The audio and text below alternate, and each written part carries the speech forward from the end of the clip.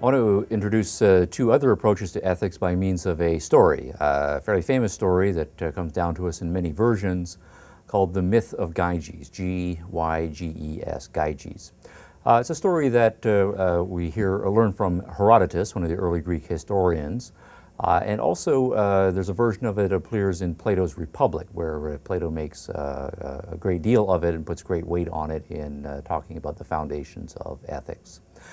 Now, a standard version of the story is to say that Gyges was a shepherd, a young man, no prospects, no family prospects, and he had a job which was basically to take the sheep from a village in the spring up into the hills and mountains, hang out with the sheep all summer while they grazed, and then at the end of the season when things got cold to bring the sheep back down to the village where they would be housed for the winter, and essentially he would then be unemployed for the winter. So he had a low-paying, low-status job, and clearly he smelled like a sheep all of the time. So legend has it that one summer Gyges is up in the hills with the sheep, has a lot of times on his hands, so he's poking around in some rocks, and he discovers a ring.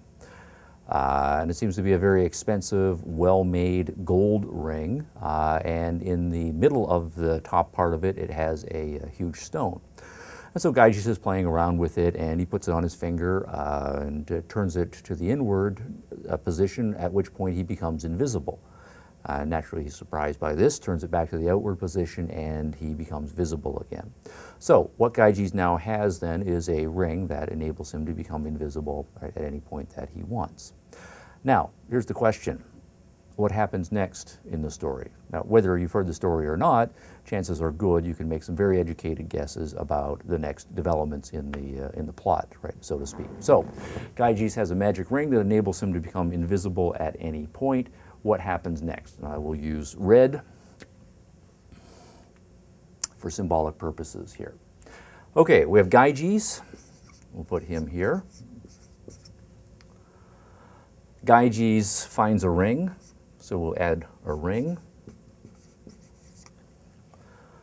And we do philosophy math. Ring plus Gyges equals, well, Gyges, first thing with the ring is buy sheep, leaves them, heads back to town where the action is, and as the story happens, he then immediately starts to steal a bunch of stuff.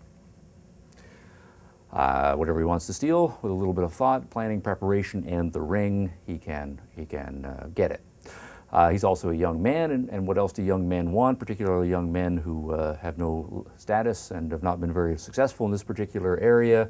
He wants sex, but the easiest kind of sex to achieve with any woman he wants, again, if he's moderately careful, is rape. And so a series of rapes ensue as the story goes. And then, as the story also carries on, a certain number of people end up dead. And it's a big mystery how they are killed, so forth. So here's the situation. Gyges add a ring, and we get these kinds of actions here. Now, this is a myth, which means it's probably not true, particularly the ring part. There may or may not have been a real historical Gyges, who's the basis of the story here. But more importantly, it's an allegory. And so the question is, how do we interpret the allegory here? And the idea that Plato especially wants us to draw from this is that if we want to do serious thinking at the foundations of ethics, before we start deciding what people should and shouldn't do, we have to have a very clear assessment of what the raw material is that we're working with. What is the human being whom we are expecting to be the ethical agent, and what kinds of prescriptions are going to be appropriate for him. Now, Gyges then, in this case, is a stand-in for anybody, right? The idea is that he is a representative of human nature. Right? And the idea then is that anybody in Gyges' position, having the ring that he had, would do variations on the same sorts of things that Gyges did here. The ring is metaphorical for power. Where with the ring, the invisibility, Gyges now has the power to get away with things that he otherwise would not have been able to get away with had he not had the ring. And then all of these things here, murder, crime, murder, stealing, raping, and so forth, those are all crimes, right? That's the word that I'm going for. And that is to say, the definition of most crimes is actions that involve some forcible component that are win, for the perpetrator, right, or a gain for the person who is engaging in them, but a loss, right, to someone who is the victim, right, of the crime. So in this case here, stealing, Gyges gains something, somebody else loses, right? Or in the case of rape, Gyges gets sexual satisfaction, but somebody else suffers pain, humiliation, and so forth. In the case of murder, Gyges gets revenge, but somebody clearly loses their life, so it's another win-lose kind of transaction here. Human nature plus power leads to crime or antisocial behavior or behavior that benefits some people in society, right, at the expense of other people, putting it in that abstract formulation here. So what is the moral of the story then? Well, one moral of the story might be to say that this is true. This is a true account of human nature. Power added to human nature does yield these results, and the reason why is that human nature is constituted by certain, right, desires.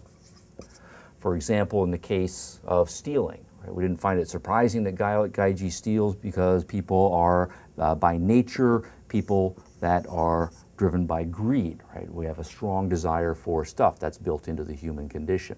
That Gyges would rape is not particularly surprising. The argument runs because human beings, again, by nature, are born with certain powerful desires. We have built into the human condition lust, and we want to satisfy our lust. The fact that some people would end up dead if we had the power to kill them is not particularly surprising from this perspective, because when people anger us or cross us or otherwise get on our bad side, we naturally want to kill them and take revenge on them. So a desire for revenge is also built into the human condition. All right, so human nature is constituted by these foundational desires. Given the power, we will act to satisfy our desires, even at the expense of other people, and that's what we're dealing with.